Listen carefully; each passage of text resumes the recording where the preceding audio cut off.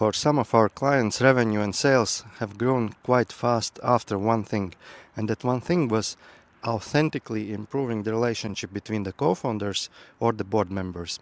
And I'm emphasizing authentically because in many cases there's a fake harmony and there's a passive conflict going on. How can you spot that there's a passive conflict? It's when you either feel a low-level irritation or sadness in relation to this person. Low-level irritation signals that there's something you don't like about how the other person is acting, behaving, doing, even thinking. But sadness in turn shows that you feel that you and this other person are not going on the same direction or same speed. Either this person is like a passenger for you, or even you feel that they're thinking about or dreaming about doing something else instead with someone else. So what to do in this case when you recognize that there might be this fake harmony at place? I will share with you 4 methods that our clients usually use to concern the inner world and to concern the relationship with the other person. I must warn you, the methods are simple, meaning the knowing is simple, the doing is what's hard. First method, law of balance. Think of it like balance and counterbalance. If you are off the balance to one side, then the other person is off the balance to the other side. I'm not saying this is always the case, but you should check if it's not so in your case. I will use an example, control. So if one of the co-founders is more to the controlling, micromanaging side, then the other person might be more to the meek, giving up, not showing initiative, and so on. The way how you can change the other person's behavior by letting go your controller, your controlling behavior. So you start to trust more, you start to say, hey, why don't you suggest options this time? Or I trust your choices. So anything that helps you to release control, and then you observe if the other person's behavior is changing. And if it is, then it means that the law of balance was at play. Second, law of mirrors. And in this case, if you are irritated with the behavior of the other person or sad, then you could start by asking yourself a series of questions to get to the sense of feeling in what ways you might be doing something similar, but it's not the obvious answer here. So to get to the non-obvious answer, the questions are such. First, you identify what's the label, how would you label how this person is acting. You can also ask why he's acting this way and then attach another label. So let's say we are looking at this person who is meek, not showing initiative, and we might apply the label he's lazy, or she's lazy or coward, not wanting to risk. So then the second is we ask 2 questions. In what ways am I lazy towards myself?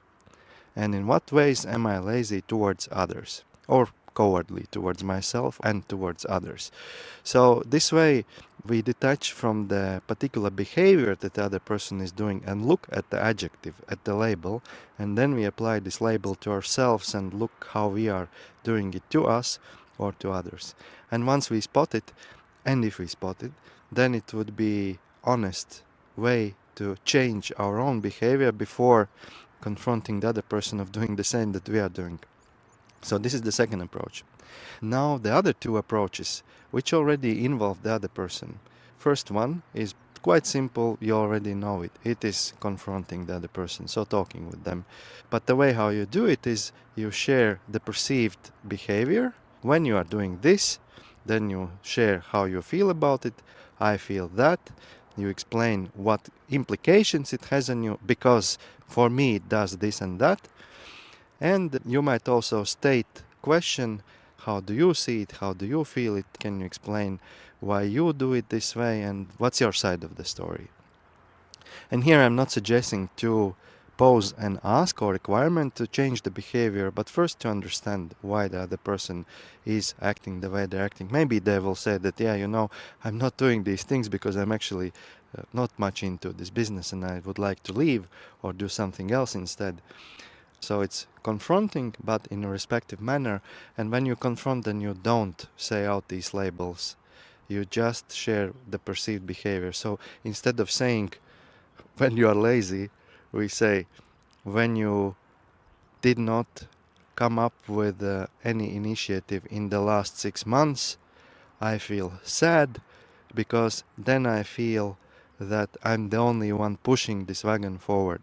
And then the fourth one, there might be a time when you've done first three, sometimes on repeat, and you already feel internally that this relationship is not going anywhere. Then you do one of the two things. First, you might suggest to change the role or the responsibility mix for the person. And I'm not meaning the case of promoting away, I'm meaning really authentically that you feel that you like working with this person, you share the same mission, the same values, the same sense of purpose. And then it makes sense to find just another set of responsibilities. But if this is not the case, if you feel mismatch in values or purpose or vision, then it's just a time to let the person go, to ask them to look for some other place. And this is a case that some of our clients have been postponing. And once they do it, things start to fly afterwards. And when I say they do it, I mean one of those two, either switching the role or asking the person to leave. Sometimes it's the case when it's us who need to leave. So I shared with you 4 methods how to make sure that the relationship with the co-founder or board member becomes authentically harmonious, and that in our clients' experience improves sales and revenue afterwards. So try it.